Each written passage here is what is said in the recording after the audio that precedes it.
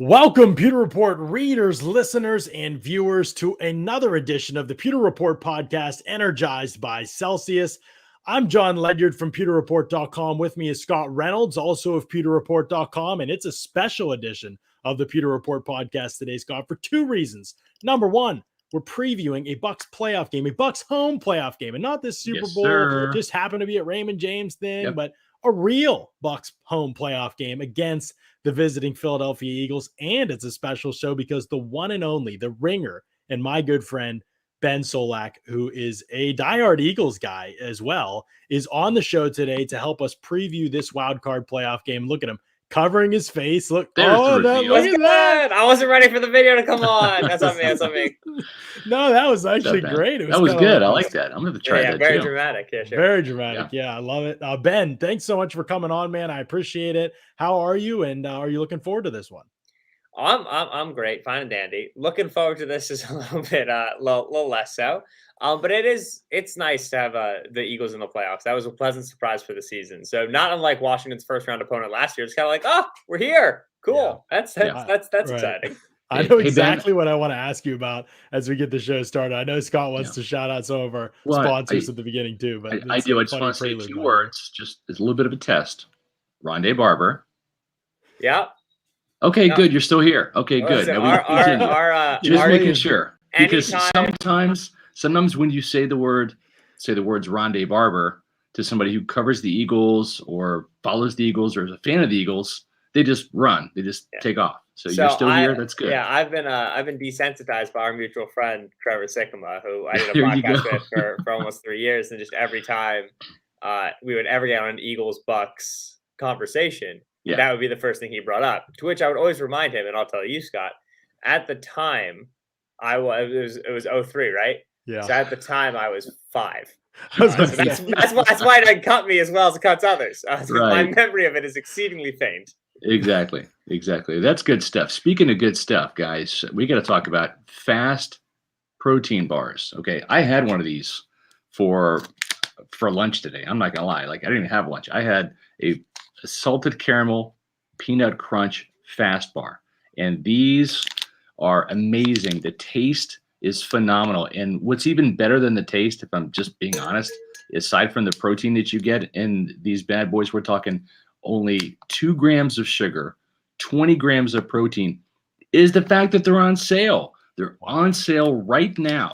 If you go to Amazon, and we'll have the link in the description. So be sure to click on that. Is it in there? It's in there. It's in there. John's already got it in there. What are you waiting for? Hit the button and go to Amazon and save 20% off now through the end of the month. Use the promo code 20FASTSTART.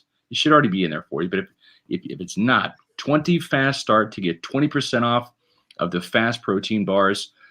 2 amazing flavors, the cookies and cream and the salted caramel peanut crunch. I had the salted caramel peanut crunch, easier for me to say today. I'm gonna have the other one tomorrow. Just phenomenal way to get protein. I'm getting ready to go to the gym after the workout, after the show here, get my workout in. And the fast protein bars have already helped me. I can already feel my energy just coursing through my veins, the protein making my muscle stronger even before I hit the gym. So do the same thing, guys. Go to Amazon. Use that promo code 20FASTSTART and save 20% off fast protein bars. Absolutely. It's great stuff with our friends over at Fast. Cannot recommend enough. Best protein bar I've ever had for sure. Yeah. No question about it. Ben, you're getting some love in the chat as you always do when you come on the show. Let's get Bass. That's right.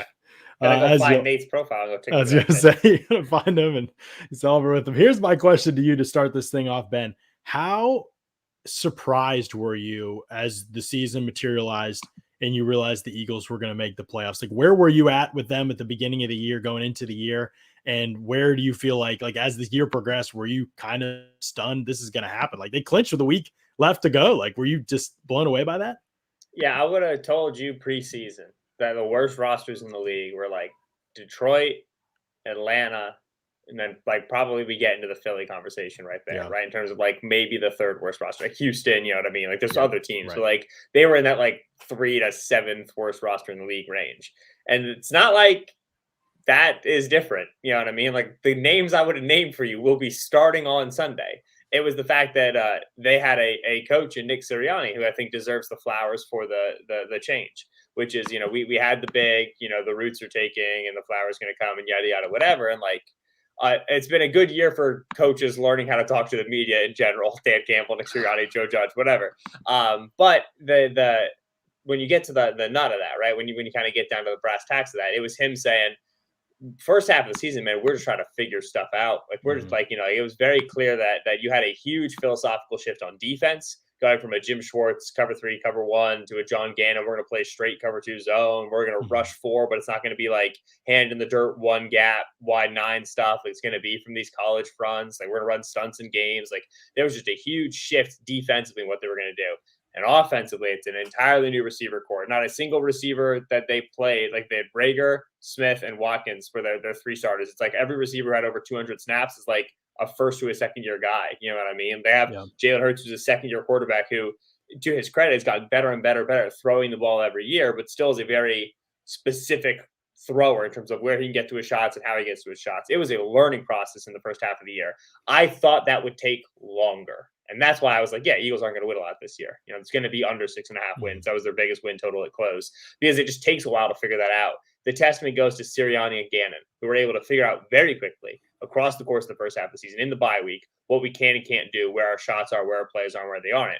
And in figuring that out quickly, they were able to take a week back half of the season schedule and go 5-2 against it and be able to bring this thing home. And that, like I said, it's to their testament, that's to their credit. And so to me, I walk away from this season surprised the Eagles were in the playoffs. My opinion on the roster rather remains where it was. It's not a good roster, but I have a lot of confidence now in the coaching staff in terms of their ability to figure out what their guys do well. And that's an encouraging thing. And let me just ask you this, and then I'll let Scott jump in. But Jalen Hurts, his development, his evolution as a player, he's not blowing the doors off anything, but he's definitely put himself in the conversation to be the long-term guy in Philadelphia. I feel like from watching him play, just what were your thoughts on him coming into the year? And now have you seen his game transform throughout the season, but especially since they played the Bucs in week 6? Yeah, it's nice to talk about Hurts with guys from Tampa because remembering the Jameis era is a really good barometer for Hurts, not because they're the same players, but because the conversation is similar.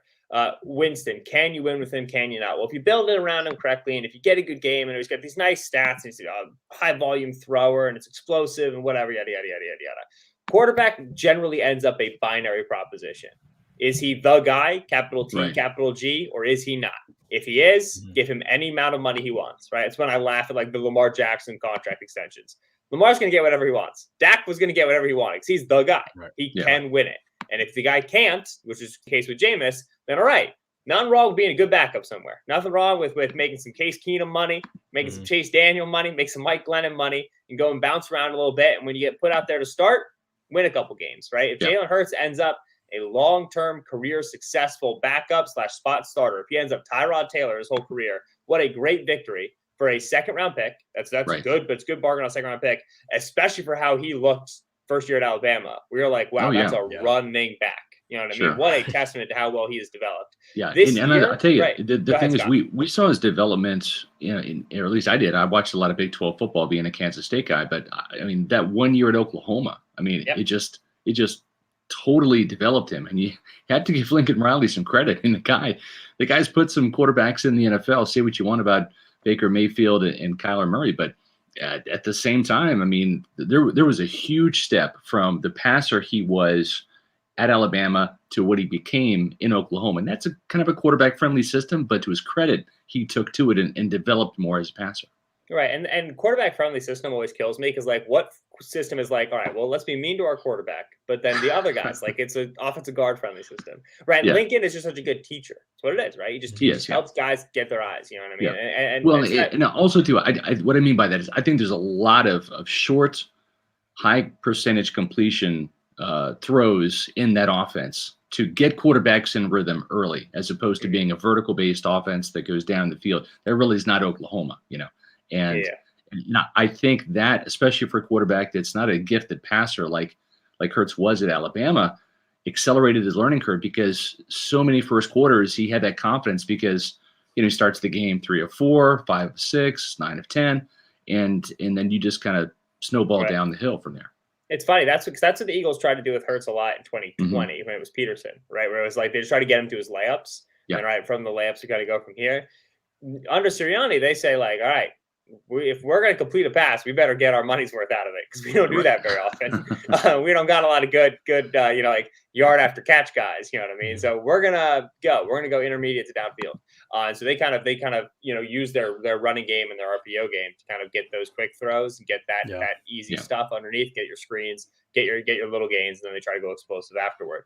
But Hurts has got more accurate, right? His eyes have gotten better. But in general, the route distribution has been what has improved the most. The understanding of who gets the targets where has been what has improved the most. And so now you're taking what Hurts does well, throw in the run, throw outside the numbers, and you're maximizing it instead of like early on when they were like asking him to high read middle linebackers, and he was like, I do not know what this is. You know what I mean? And that's just Russell Wilson, Kyler Murray, right? That's the body type, that's the prototype. That's not going to be his game. Right. And so let me ask you this, because the Eagles offensive line has been, let's just talk about the Eagles offense for a second, but their offensive line has been kind of the catalyst to everything. I feel like that's been the area that being as competent and actually as good as they are on the lines has kind of raised the floor for the team, right? Like that, their ability to win in the trenches has kind of allowed everything else to survive, where they're not as good at maybe all the skill position players or things like that. They've been able to survive because those lines have been as good as they've been. So with the Eagles offensive line, just what have you seen this season? Is there a weak spot on there? What's the biggest strength? We are talking to mostly Bucs fans, hopefully with some Eagles fans in here too, but I know we're talking to mostly Bucs fans. So I know they're curious, like where the strengths are at, and is there a potential weakness or downside of this Eagles offensive line, at least in pass protection? Yeah, so Jason Kelce could be an all-pro every year if he wanted to be. Right. But let's call a spade a spade. He's 290 pounds. Yeah. Right. Vita Vea is not. He's a little bit bigger, right? And that's the thing is Kelce, in every year that he has been a Pro Bowler, All-Pro, first-team All-Pro, in every single season of Kelce's dominance, he doesn't really hold up great one-on-one against bull rushes. That's the price you pay. Very happy to pay it. Would not trade him for any center in the league. Brian Jensen, Creed Humphrey, whoever you want. I love Jason Kelce. He's Philly to me, whatever. But this is not the sort of matchup you like against a team that will put Vea at the nose and just tell him to go. Because it's very hard to help your center, right? There's very little you can do protection-wise unless you're like sliding the protection a ton to go help your center in that instance. The Eagles do slide a lot because they'll go their play action game out of that.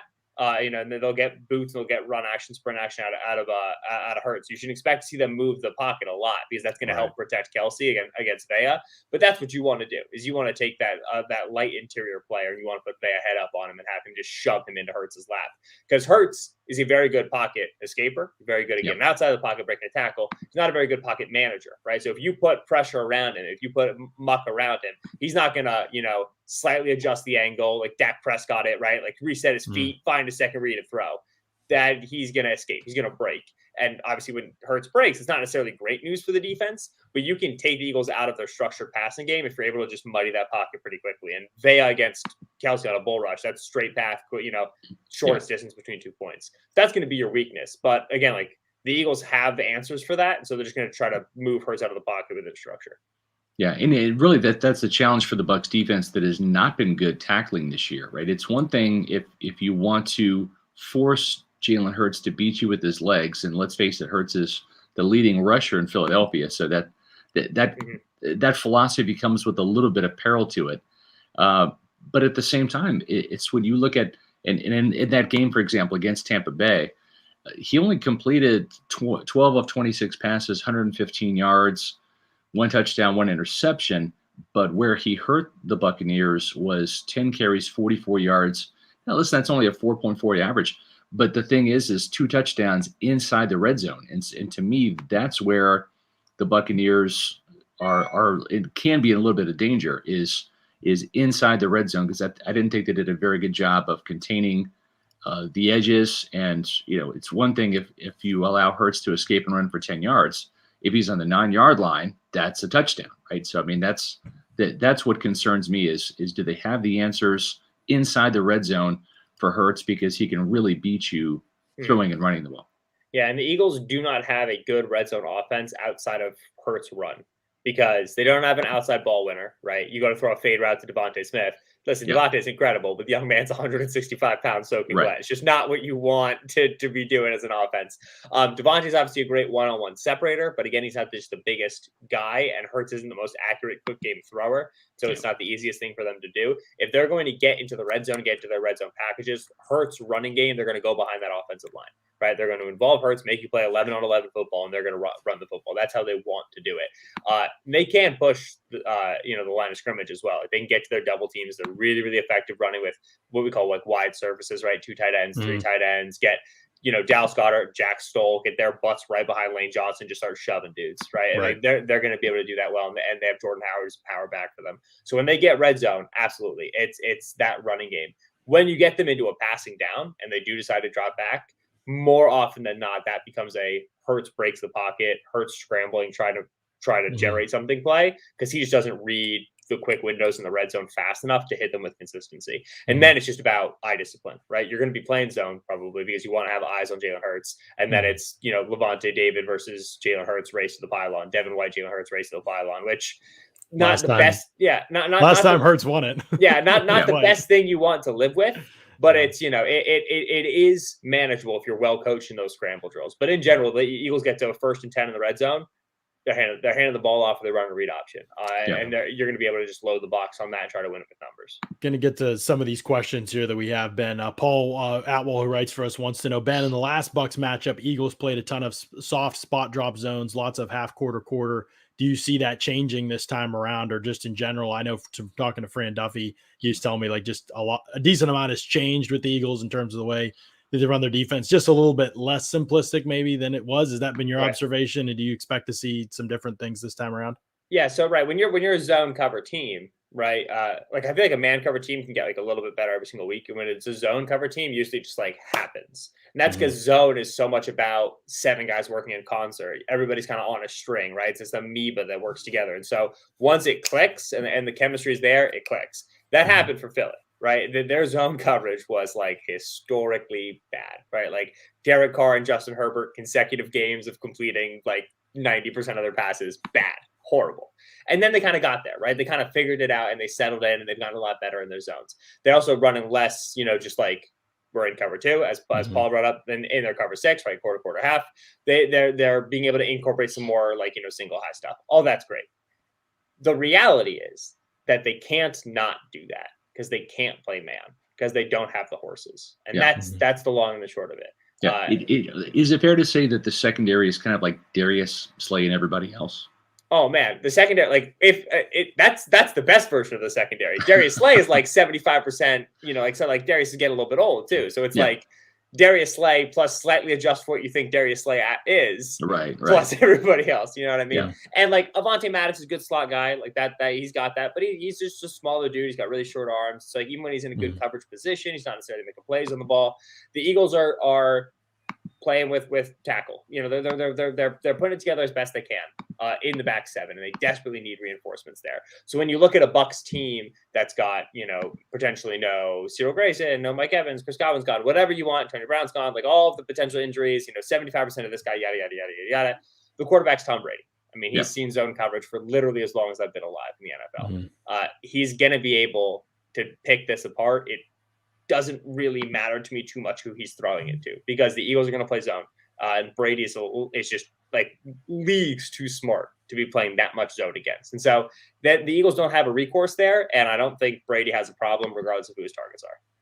Interesting. Mediocrity incarnate here with the $10 super chat. Appreciate that, Mediocrity. First time catching one of these in a while. Thanks for all your hard work, guys. Also, Ben, please do the George Pickens voice. This is some inside joke thing, isn't it? It is from Locked On NFL Draft, where every single time we talked about George Pickens, I would just go, George Pickens, because it just sounds like the name of like some dude in a Faulkner novel who like works on a farm in Arkansas or something. George Pickens. Anyway, it does not sound like one of the top wide receivers in the SEC. Oh, boy, he's good, isn't he?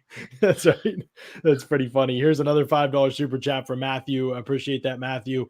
Precipitation 80%, humidity 77%, wind 23 miles per hour. Hope y'all will discuss the weather, as it makes me nervous since we pass so much. I'll go to Scott first here, and we appreciate the super chat, Matthew. Scott, we kind of as a 26-year resident of the state of Florida, not a native Floridian, but 26 years down here, I will let you all know, if you're living in Florida, You don't like the weather, wait about 15, 30 minutes and it'll change.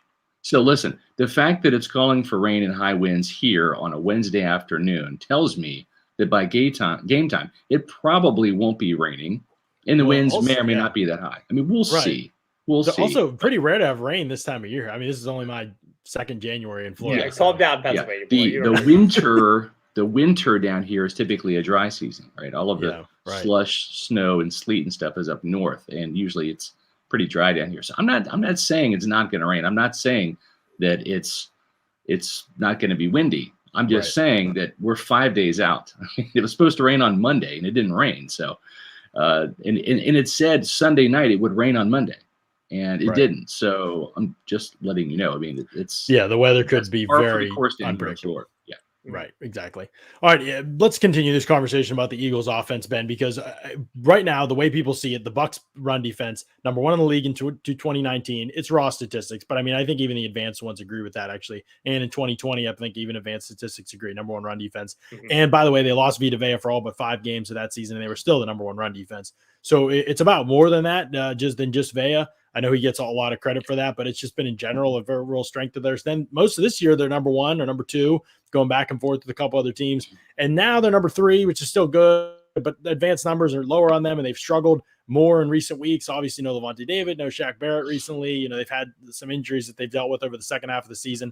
Vea missed the game. You know, so they've had some different pieces in and out of the lineup. Jason Pierre-Paul is, when he's played, has been a shell of himself because he tore his rotator cuff in week 2. So, like, we just haven't, he'll play, but what version of him we'll see, I don't know. But they're getting Shaq Barrett back. They might get Levante David back this week. We'll see. But just in general, Bucs run defense, Eagles run offense. Is this from where at least the Eagles have the ball perspective? Do you think the game is won or lost in these situations when the Eagles are trying to run the football and when the Bucs are trying to defend the run? In other words, the Eagles lose if they can't establish not maybe the run in terms of the general sense of it, but at least enough explosives or efficiency, one or the other, at least in the run game, where do they need that to have success offensively? Otherwise they have no shot of winning this game. Is that your thought process? Yeah, but it's not just the explosives, not just the success, it's also the time, right? Like if the Eagles are 9-point dogs in a playoff game, right? Like that's pretty not regular. This is a pretty lopsided matchup. It's tough to see the route for the Eagles stopping the Bucs on offense. And so the thing with the running game is it's got to work. That's how the Eagles have operated all for the second half of the season. They got to be able to run it well, but also they have to be able to take time when they run it, right? They have to be able to get down low into the play clock. And then still be able to run with success. They have to be able to string together drives. They have to be able to convert on third downs. Yes, you want explosives, but you also don't, because you also want to take clock. And then, as Scott brought up with the red zone, you want to be able to get down there and then get 7 instead of 3. The winning the time of possession battle and making the elite quarterback sit on the sidelines generally doesn't work. But also teams like the Eagles generally don't make the playoffs. So this is the avenue. You know what I mean? This is kind of the way they've got to get to. Actually, Ben, that's a fantastic point, because last week the Panthers ran the ball exceptionally well in the first half, 79 yards on the ground. The Bucs had a 10-7 lead at halftime, only because they scored a touchdown right before halftime with the 2-minute drill. But the Buccaneers had 3 plays, in the entire first quarter. Right. That was a 1 possession, and there wasn't even a turnover, just a 3 and out.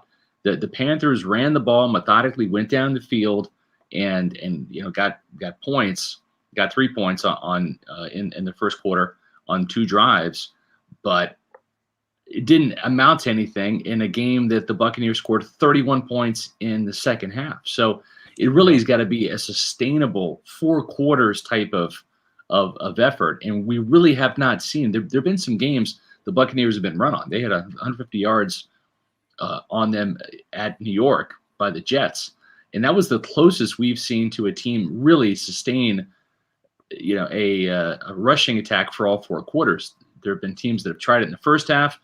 The Colts had a great fourth quarter rushing the ball, but aside from that Jets game, there really has not been one game where that's been effective all 4 quarters, and you still had Tom Brady come back and get the win with 15 seconds against the Jets. Yeah, Todd Bowles' pretty good coach, man. You can get it for a half, and then all of a sudden there start to be some answers, right? And that's the thing is, what's the book on the Bucs? All right, get multiple tight ends on the field, right? Run out of heavy, and then throw to those tight ends out of play action. Pick on Devin White. You're going to be able to get it in the pass game. You're going to be able to get it done.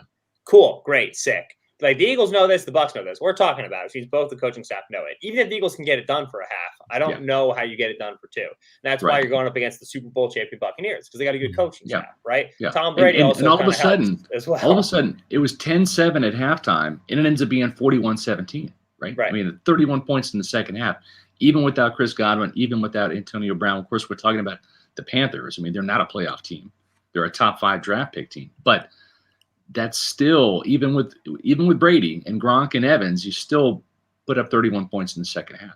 Yeah. Ben, good question here. Leo says some venting here too. I have no idea why Eagles fans are so cocky. Oh my goodness, Leo. That's always going to be the case. Leo. They are, baby. That's right. And bring up 28-22 close game. Bucs had 2 costly 50-plus pass interference, 50-plus yard pass interference. It was a 45 and a 50-yarder, actually. Pass interferences in that game, which allowed Philly to score, gave them the first 2 first-and-goals in that game. And then the Eagles mounted that late drive. They had, I think it was all runs, actually, against that Bucs dime defense. That was the game they had like no freaking running back handoffs, right? Like it was a bizarre, first half. Trust me, though. I as a man who believes the Bucs are going to win, I very much think that game is an accurate reflection of where both teams are. Obviously, the Eagles have fixed a lot of stuff, but like in terms of the talent discrepancy, in terms of how Brady's going to move it down the field, I don't know how this defense stops Brady. And I also know the exact score because I had Bucs -6 in that game, and the Bucs, if I remember correctly, like kneeled it out on the Eagles 15-yard line. And not just that, the Eagles went for that stupid 2-point conversion that didn't do anything for them except screw up. It's because I bet against them. And if that happens, they do nonsense garbage time stuff every single time. It was a close final score, but you're right. The actual game, when I watched back, I was like, man, I think the process here for the Bucs, like you said, they could have scored at the end of the game. Brady didn't have to think for the entire first half. Just like it's rote stuff. Just kick the field goal too, Ben. Kick the field goal. Now they didn't play. They didn't play that well in this game on offense, like especially the second half. They really didn't play their best game. I think it was kind of a C game for the Bucs offensively. So as we kind of transition over to that side a little bit, Ben, Gronk, what's the difference with him being in this game as opposed to not being in it last time? There's kind of this swap, right? They had Godwin and AB. Obviously, AB had a great game. Now they don't have those guys, but they have Gronk out there where they were relying a lot. Actually, OJ Howard had 6 catches for, I think, 49 yards the last time they met. That's really the only game he's even feels like appeared in this season. Yeah, right. And now you have Gronkowski kind of replacing that. And so they obviously wanted to use the tight ends in that pass game, despite the fact they didn't have Gronk. Now they'll have him out there. He's playing really good football. What do you think's the difference? Do you see which, I guess in some ways, which do you see is more valuable to them in this specific game, having Gronk or missing Godwin, AB? And how do you think the Eagles defense handles that? The value question is tricky because it's like, all right, if you want to keep the Eagles in nickel and in dime, then you really want the receivers. And if you want to keep them in base, then you really want Gronk. You could do either, man. Against the way the Eagles play defense, first, the same guys are going to be playing the underneath zones, and secondly, they're thin at both positions.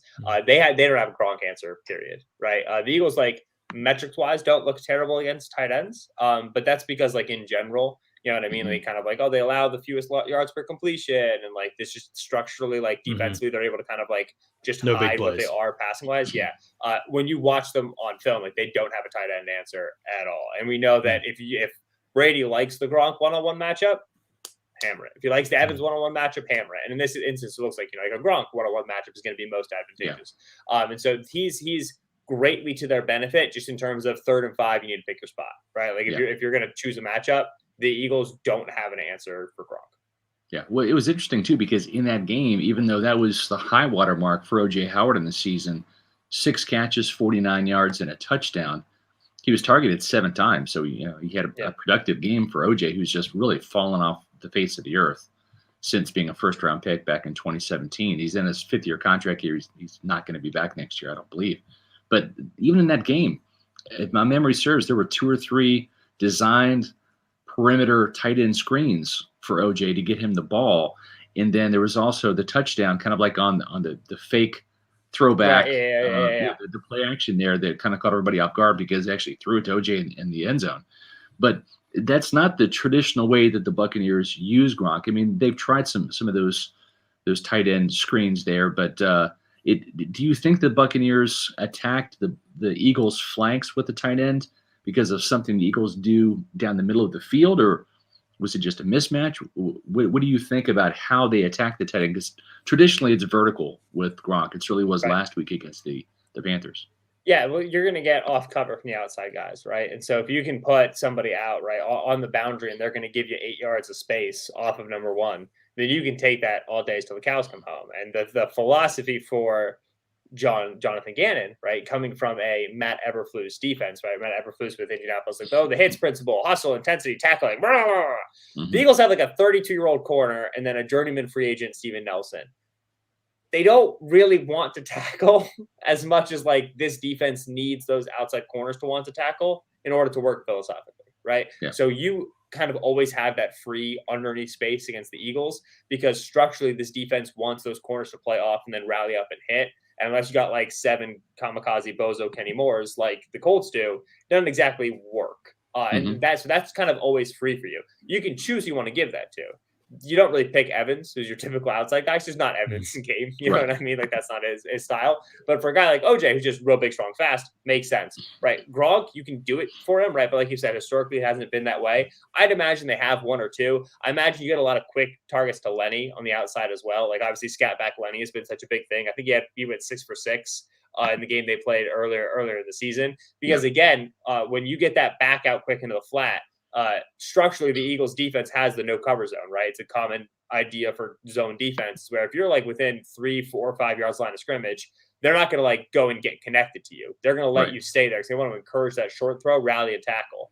Brady will take that every time till the cows come home. And then it's 240 pounds of Lenny up against aforementioned corners who don't want to tackle, right? So that underneath stuff is free. And that's one of the reasons why I don't care who Brady's targets are. The Eagles are going to give you that. Brady's going to take that, and then you got big bodies out there trying to make tackles. Yeah, and so you mentioned Fournette, 22 carries, 81 yards, and 2 touchdowns in the last game. Both of those touchdowns are on the goal line in the red zone area. And then as the receiver you're talking about, caught all 6 of his targets, 46 yards. So and that was regular season Lenny. Wasn't even playoff Lenny. That was Thursday night Lenny. Yes. Yeah. Yeah, no question about it. I think that Lenny being able to get going on the ground and through the air is a big deal because, Ben, I think you and I have talked about this a good bit, I think, or talked about it at least early on in the season, but the Eagles light box team, right? Like they tend to play more light boxes and just how they line up. And ideally everybody would like to run against that, but the Eagles actually have been pretty good against the run this season, at least by kind of raw numbers. At least I think they're 9th in rushing yards allowed per game and 5th in yards per attempt against them this season. So they've been able to defend the run out of light boxes for the most part this year. Tell me how that's worked, and also talk to me a little bit about the linebackers for Philadelphia, because I know that normally gets a laugh or two out of you. And is that still the case, or are those guys impressive? Wait, Philly has linebackers? I don't feel anything anymore, man. All right, let's just done with this. Listen, actually, to me, this is the area where there's been the most change on defense. There's been the most, kind of philosophical acceptance of John Gannon saying, all right, I'd like to play like X, but I have Y. And so we got to change things. So they don't play with light boxes nearly as much as they did in the first half of the season, right? So when you were just saying like, all right, we're going to play with Anthony Harris and Rodney McLeod at 12 yards of depth, or I mean, they'd be at like 15 yards of depth if we're being honest. And then we're going to play with 6 in the box, and we're going to try to have them come rally up, right? We're going to try to get the nickel in the fit. Again, the nickel is Avonte Maddox. He's 5'8", 185. Like, it's just not – they didn't have the tools necessary to play light box. You also need real like space gobblers on the front if you're going to play light box, guys who can really slow things down and make back slow it down. Fletcher Cox is an upfield penetration guy. Javon Hargrave can be that, but also he's just been better since they let him penetrate. So they play more penetration style front, and they play more with +1 in the box. They play more now with the traditional kind of gapped out fronts. So that's changed for them, and that calculus just helps them be stronger there. TJ Edwards is their starting Mike. He's a good run stopping backer. Like, he's a thumper. He's out of Wisconsin. He wears 57. Like, he's a hard nosed dude. He'll come up and hit you. So they have that going for them. I don't see why the Bucs would want to run it very much. And I don't think that's something that's going to be necessary for them. But when you do get into your spots where you're running that duo double stuff, right, where you're running that under center and letting Lenny kind of pick his hole, these linebackers are very easily manipulatable. They don't have great eyes, and they don't move too well. It's Edwards and Alex Singleton are the 2 you'll get in base packages. Accordingly, if you want to run it, you should be able to. You should be able to get 20 for 88 and 2 touchdowns again.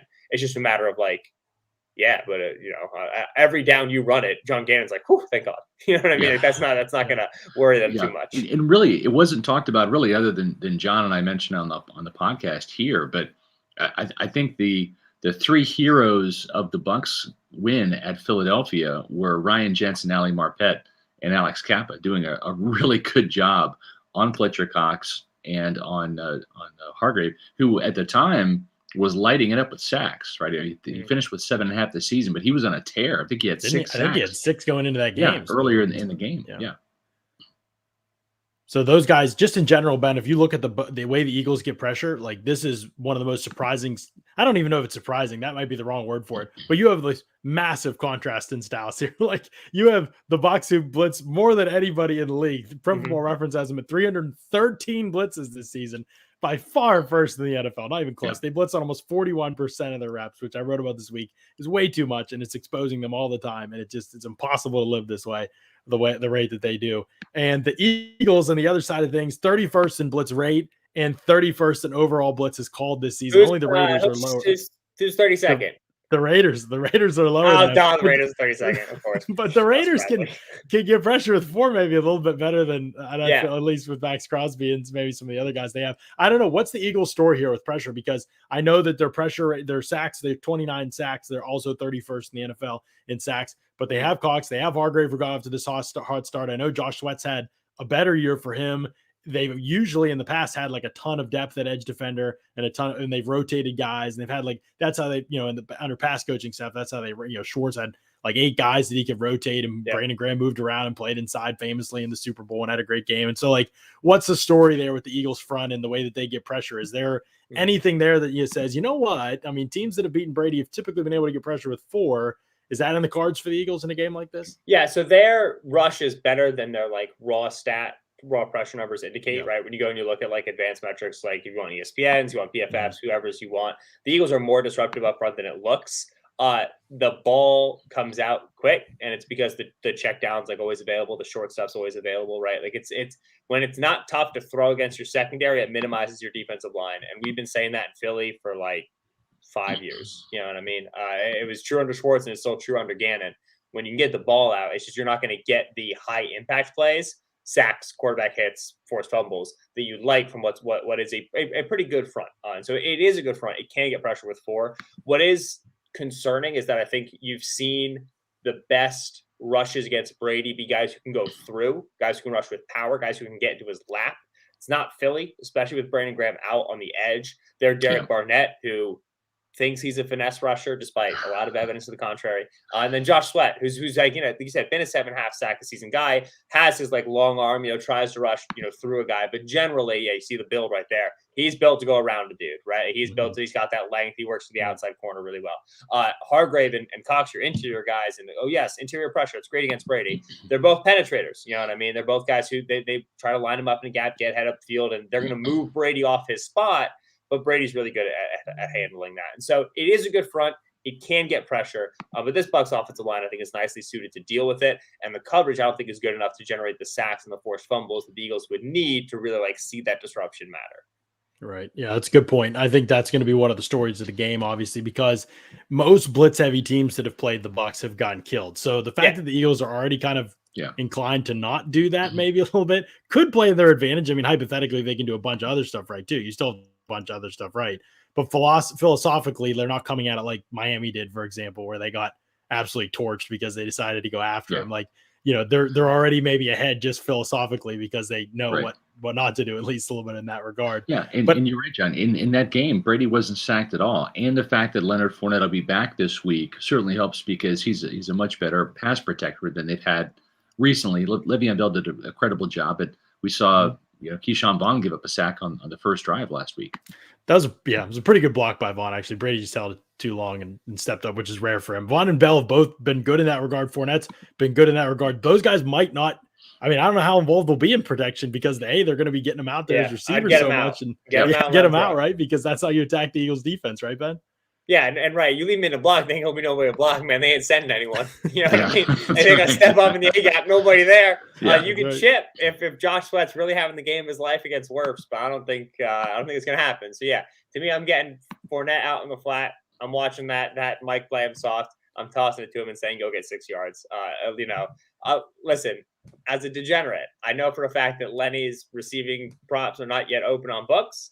And I know that pretty much no matter what they open at, I will be taking the over on them. This is a pass to Lenny game. That's great. I love it. And you can do that, by the way. Oh, wow. Transition. Yeah, I didn't know that was coming. You can do it at Underdog Fantasy right now. Guess what? If you sign up as a first-time depositor with Underdog Fantasy and you want to bet on these Lenny stats, double your first deposit with the promo code PEWTER, PEWTER. Up to $100, they're going to double your first deposit. So you want to put in 100, they'll give you another 100 to play with. You've got 200 to play with. A great way to start going into the playoffs, by the way, and play a little with a little money with Underdog Fantasy. Well, just like Ben's saying, there's a ton of stuff you can do. You can jump into their tournament play, which is really fun for the playoffs. But also, you could just bet on player stat lines, over under prop bets on player stat lines. You can do pick 2, pick 3, pick 4, pick 5. You can win up to 20 times the amount of money that you put down. So if you want to bet on Lenny's over under, whatever his catches, his yards, his touchdowns, whatever they put up there on Underdog Fantasy, on Brady, on Evans, on any of those guys, Gronk, you can do that over at Underdog Fantasy. It's an awesome site. The layout's amazing. The app is amazing as well. And they'll double your first deposit there with that promo code PEWTER, PEWTER on Underdog Fantasy. Make sure you check that out. And it's to jump into the playoffs like that, that's the way to go about it. I think it's a lot of fun to play with Underdog Fantasy. Go ahead, Scott. I know you were going to lob a question Ben's way. Well, I'm just going to buttress your point. When you look at the Eagles in terms of the number of sacks that they have and how much they rely on their front four for getting there. I mean, they only have 2 sacks from the linebacking core, one from Avery and one from Edwards. Avery doesn't even count. He's a Sam. They'll run him up a defensive edge guy. It's like 1.5. Just so they do not send their linebackers at all. They really don't even blitz people from the secondary. I think Avonte Maddox is half a sack this year. Josiah Scott has 1 sack, but other than that, it's strictly coming from the front four. Yeah, they when they hired Gannon, it was with Eberflus, but before Eberflus was with Zimmer, I was like, cool. Like, he's going to be like Eberflus, but he's going to bring the Zimmer blitzes. And you can find so many Eagles, like, writers and film guys from the summer writing about, like, here's the double A gap stuff. Here's the Sam linebacker. And it just like, we're finally going to have a guy who blitzes in Philly, because Schwartz also did blitz. They could rush before we did blitz. And then it's just none of it. They blitzed more in the second half. Like I said, Gannon's kind of figured out what he needs to not do. Yeah. At one point, they were at like 5%, man. Like, it's just not philosophically what they want to do. They want to put a blanket on top of you and make you be surgical, make you be mistake-free down the field, which is like the exact opposite of how you would ideally play Tom Brady. Right. Mm-hmm. So, Ben, here's a question for you. John and I were big fans of Kenneth Gainwell coming out of Memphis, right? Gifted receiver out of the backfield. I mean, in Memphis, they've used him in the slot sometimes. I know you've got one eye on the Eagles and one eye on the draft. We saw Gainwell have a really big role last week, obviously, just because of the fact that Sanders was hurt, right? But to see that type of performance, 12 carries, 78 yards, and a touchdown from Gainwell is really his best showing as a runner. If Sanders is not 100%, was this a breakout game from Gainwell, or was this just a week 18, type of situation where the Cowboys had a big lead and Gainwell got some yards and it didn't really matter because it was 51-26? What say you about Gainwell and maybe his impact in this game? He wasn't much of a factor back when the Bucs played the Eagles earlier. Yeah, it's tricky. It's funny because like Gainwell is running back 4 for them on typical days, which is days in which they have Miles Sanders and Jordan Howard and Boston Scott. Which Sanders was a limited participant in practice. I'm literally looking at the Eagles injury report. They tweeted it out like 10 minutes ago, so it's very convenient by them. Sanders was a limited participant on Wednesday, but other than that, they expect to have Howard, who's dealing with the stinger, and they expect to have Boston Scott. And then like when they don't have one of those guys and they bring Gainwell like up, they get him more involved than you would a running back 4 under traditional context. So I don't know if that's like a development thing or if that's like he really is a running back wide receiver hybrid guy. Like we have like kind of packages for him thing. Yeah. But as it is like on a standard day, I don't expect him to be super involved. Targets to backs is not something you typically see from rushing quarterbacks. Hurts is he's part of this because they don't need the target to the back. They can just tuck and go, right? And you're going to get the same general yardage. And so they don't really use him in that way. They don't really need the pass catching back. So you can see the scheme stuff. You can see the gadget stuff. Like right now, all the gadget stuff goes to Jalen Reagor, and it's horrendous. So if they get Kenny Gainwell involved in that, like that might be a little better. Yeah. But other than like the gadget stuff or like a package play, right now the running back room is just too thick. We've just seen over the last couple weeks, and maybe it's because Levante David hasn't been there. It's been Kevin Minter, and that's a feasting type matchup for any offensive. I watched coordinator. that Jets Bucs game. Holy smokes, man! Oh yeah.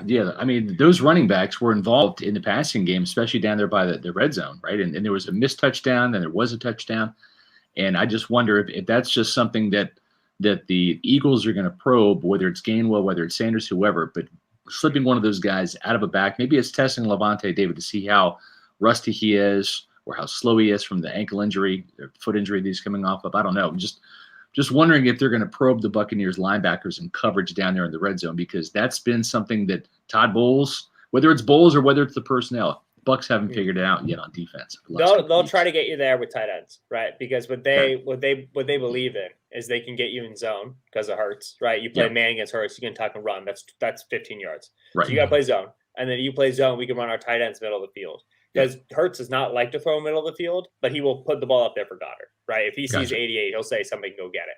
And so if that's Devin White and Kevin Minter, like Zach Wilson was throwing middle of the field. This is a problem. If Levante is back, which I understand he's on track to be back, they expect him to be back. That's the hope. Yeah, right. If Levante's back, not going to work as well for Philly. Levante, in terms of all the potential returns for the Bucs, Levante is, in my opinion, absolutely the most important. Right. So what you're saying is all bets are off with Levante, right? But all bets are on when you go to MyBookie. It's the moment you've all been waiting for. The NFL playoffs are here. With MyBookie, you can take home the biggest wins of the season thanks to their double deposit bonus. It's easy. Sign up at MyBookie, use the promo code PEWTER, make your first deposit, and bang, double your money instantly into your account up to $1,000. Now that you're loaded up and ready to go, it's time to place your bets with no regrets and get your wins when it matters most. If you're torn about where to place your first bet, listen up because I'm going to give you the push in the right direction. Before the playoffs kick off, wager on your first pick to take home the Super Bowl 56 championship. The Packers look like obvious favorites, but you can't count out the defending champion Buccaneers. The field's wide open this year, so head over to MyBookie and back your team all the way to the postseason. Don't miss out. Double your first deposit up to $1,000 using promo code PEWTER. Head to MyBookie, place your bets, and get ready for the unmatched intensity of playoff football. Bet anything, anytime, anywhere at MyBookie. Love it, Ben. Okay, let me close it out with these couple questions for you here, okay? I know you already said you believe the Bucs are going to win, but let me ask you this. When the Eagles have the football, do you have any hope, and what is that hope in when the Eagles have the ball? And flip side of that, what is your biggest concern? So what's your biggest hope when the Eagles have the ball? What gives you the most hope? And then what gives you the most concern when the Eagles have the ball? And then we'll switch and do defense. So biggest hope is long drives, right? That's the thing I talked about. If the Eagles can score 7, awesome. But if we're like dreaming here, they're scoring 7 in 8 minutes, right? Like that, like if you, it's happening against the Bucs this season. And like that's how what I'm saying here, like every single offense in the entire world would love to be able to do that, right? But that's where you are right now for your Philly. You expect to be able to run the ball well. You like your ability to convert third downs because of Hurts' legs, and you do go for it on fourth down quite often. So you like your ability to use all 4 downs, get to a new series, continue to walk it down the field a little bit. Obviously, explosives are nice, but walk through the field. And then when you get to the red zone, score. So if the Eagles are putting together long drives, methodically getting inside the 30, and then they're able to score, I'm loving that. My greatest fear is that they will think that they need to be able to pass and pass beyond the sticks, and they will get to the funnel, right? Like it is been so run heavy, and that has been their entire swell for the entire second half of the season. And the Bucs run defense their defense has been a pass funnel. It has been we force you to pass because of who we are for so long. As you alluded to, John, I don't think that's them right now. So don't fall into that trap. Don't say like every team has to throw it against the Bucs. You're probably the best running team in the league, maybe like the 49ers. You know what I mean? Like you're probably the best running team left in the playoffs. Do it. Just do it and try to go strength for strength. Lean on that offensive line that's taking you the whole way. My worry is that they're going to, from the jump before kickoff, play themselves out of contention by in their head saying you can't run it against the Bucs, where I think really you should be confident that you can.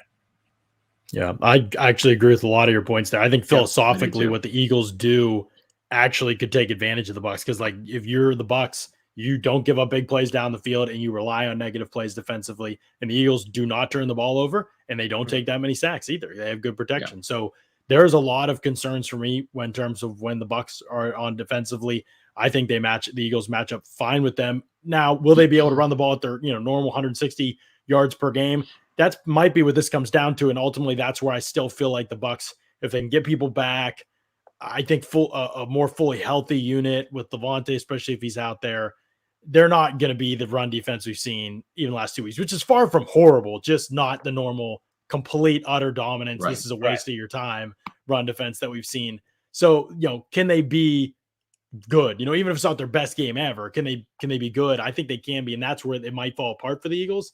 But I mean, if they can get into manageable down and distances, converting 3rd and shorts, 4th and shorts against the Bucs has been virtually automatic for a lot of the year for teams, and the long drives are definitely sustainable. So I do have my concerns there on that part of things a little bit for the Bucs defense. I could see ways in which this one really challenges them because they rely, again, the blitz is so heavy, and when they don't get home, they get shredded by everybody. It hasn't mattered, like you said, Zach Wilson dealing out here. It's been tough in general for the Bucs when that's happened. Scott, I know that we've talked about this a good bit, but when you're this splash heavy as a defense, like the Bucs are, you rely on that all the way. It can come back to bite you a little bit in crucial moments. Yeah, no, it certainly can. The one thing that I'll say about this particular game here is, and I might as well just give my prediction right now, and we'll kind of get yours, John, and yours also, Ben. If you look at the Buccaneers on the road, they're just a different team than they are at home. Their margin of victory on the road, and we really pretty much saw this at Philadelphia, was 27-24. That's if you add up all the games, that's what it boils down to for the Buccaneers. They averaged 27 points, they allowed 24, and what was the score? 28-22, right? That's pretty close to that.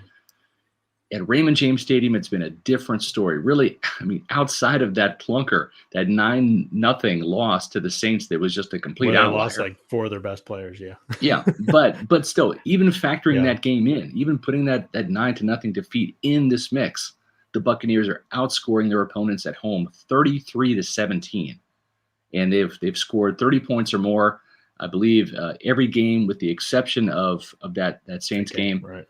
And it's just a different environment. They're a franchise best 7-1, and that's money in the bank for the Buccaneers. And speaking of money in the bank, if you have money in the bank, you need to get out of the bank. And you need to invest it with our friends at Amuni Financial.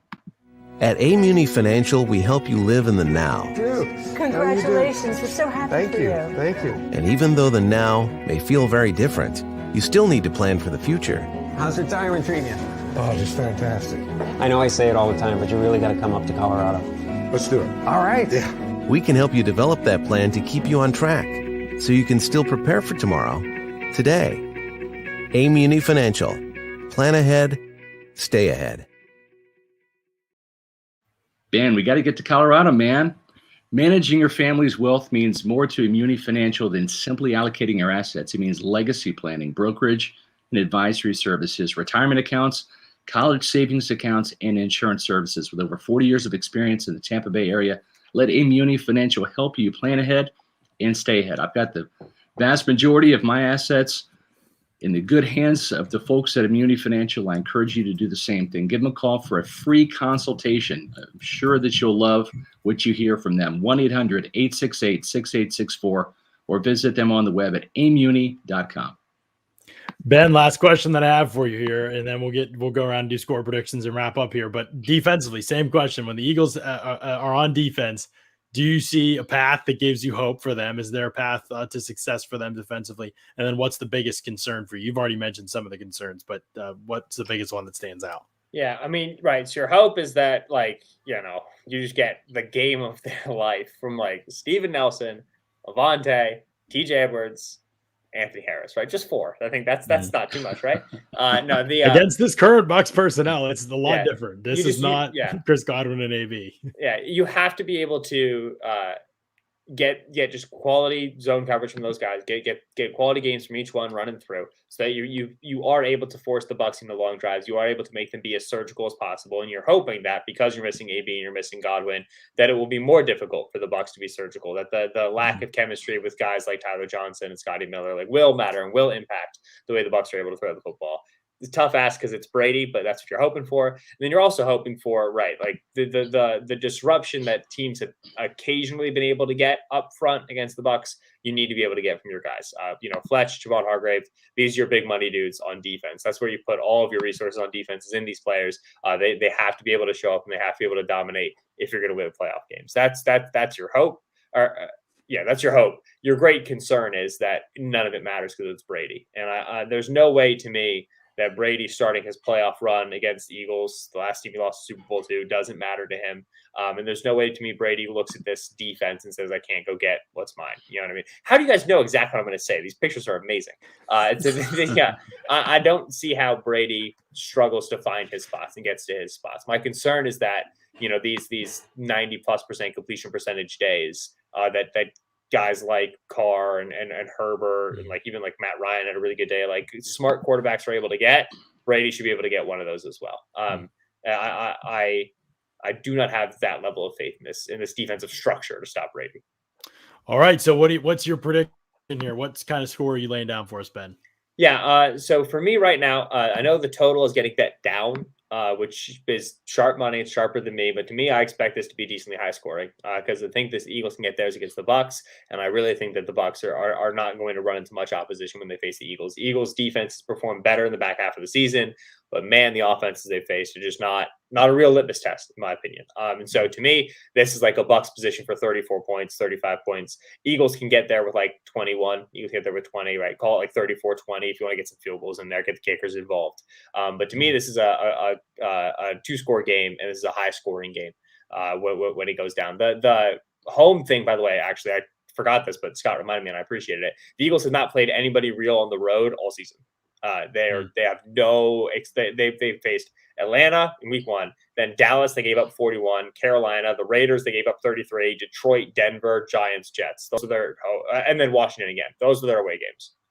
Yeah, nobody. They play on the road. So they don't really know how to travel. I think the Bucs score upwards of 35.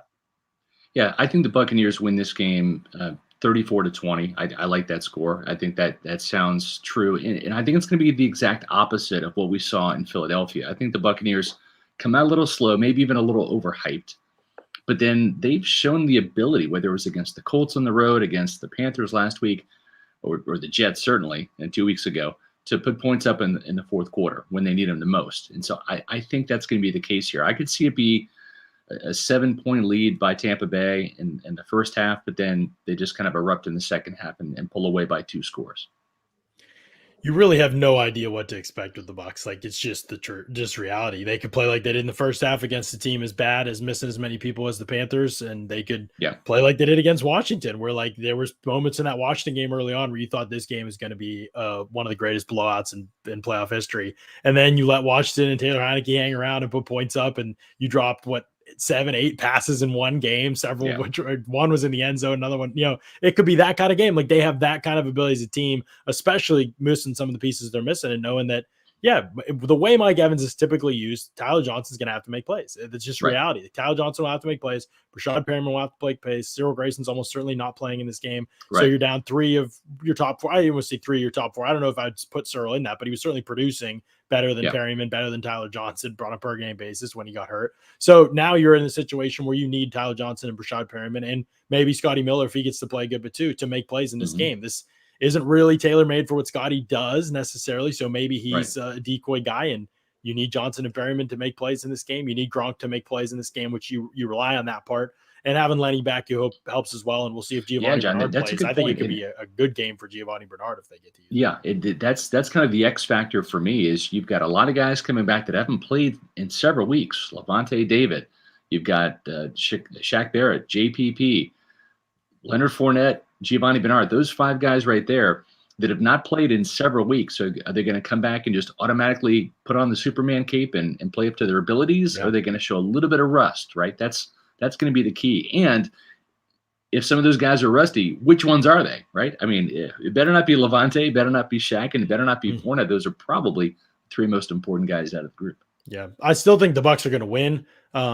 I don't have much faith in this defense, to be honest with you. I know their raw numbers look good, but I've watched them on tape too much I see the flaws every single week. Now, if they're fully healthy, maybe I'll have more faith in them. They just have not. I mean, we haven't seen one snap of their full defense on the field this season. And it's been almost always a critical player or two missing. So having played no snaps together as a full starting defense, I reserve the right to be proven wrong on this if they suddenly get it together in their first game as a full defense, if that in fact happens and Levante returns and Jamel Dean's okay to play in this game. But overall, I still don't have a ton of faith in them right now. And I think the Eagles are tricky on offense, for a tricky challenge for them. Yeah. I think 34-26, if the defense does all of a sudden, as their full strength unit, blend really well together, I could see it getting ugly too. But right now, based on the way they've played recently, I just don't feel that level of faith, especially against a good offensive line. That's where they've struggled when they faced teams like the Saints. They have good offensive line. That's when they've had some of their dud games.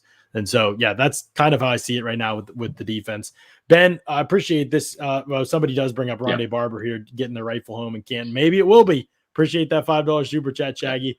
Maybe it will be. We'll have to wait and see. We'll find out, and not that far from now, if this is indeed Rondé Barber's year. But Ben, definitely appreciate you coming on the podcast, man. Ben, tell the people, I know you're at the Ringer. I said that, but like, tell the people where they can check out your stuff. What are you working on these days? Because I've seen lots of cool projects popping up with you. So tell people what they can anticipate and check out in the near future. Sweet. Yeah, I'm on the Ringer NFL show, which is Mondays and Fridays. I'm on the Ringer Gambling show, in case you can tell, which is on Wednesdays as well. Yeah, you dropped some gambling words I'd never heard of, and I just let it go. Yeah, that's no worries.